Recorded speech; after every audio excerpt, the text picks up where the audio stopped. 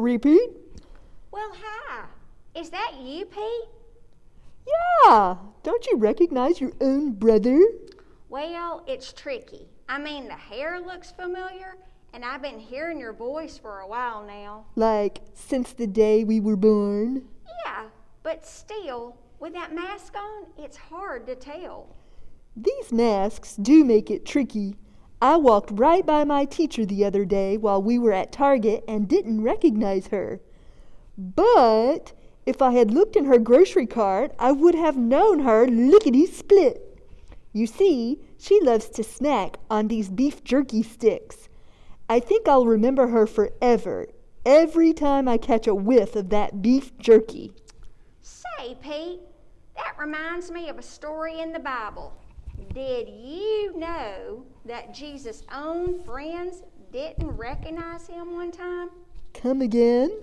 I said, did you know that Jesus' own friends didn't recognize him one time? I was going to say that's impossible. And then I remembered that my own twin brother didn't recognize me. Quit living in the past, Pete. Back to the Bible story. You see, Jesus was resurrected, but all of the disciples didn't really know what that meant yet. They knew he died and that the tomb was empty. But that was just real hard to understand. It was a pickle, you might say. Well, that would be hard to understand.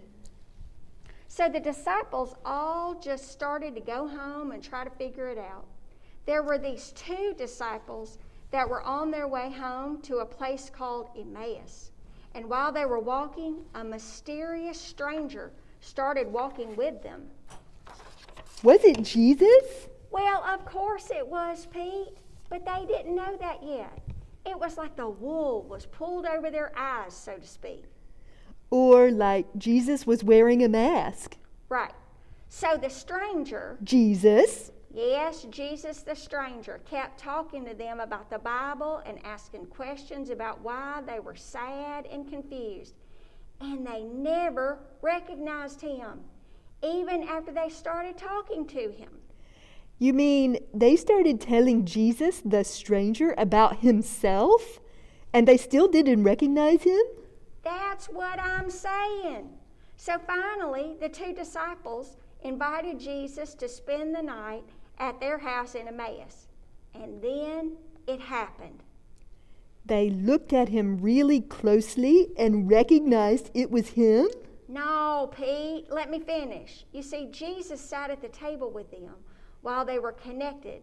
What had happened to the Scripture? He took bread and broke it. As soon as he did that, the disciples realized that their guest was Jesus.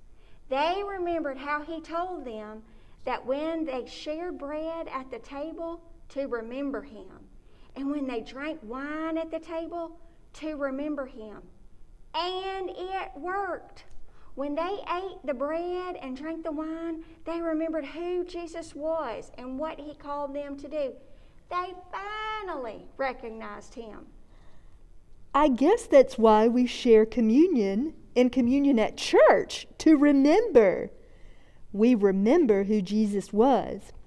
We remember what Jesus has done for us. And then we remember who we are called to be, Jesus' disciples in the world, every time we have the bread and juice. I reckon you're right, Pete. And it's not something we do by ourselves. It is something we share with our whole church family. That's a lot of remembering happening at the same time. When we all gather around God's table to remember, it's like a great Thanksgiving, a feast that connects us to God's heart and to each other. And no mask can keep us from recognizing each other at the table. Come on, Pete, let's go see who else we can recognize, even though they are wearing their masks.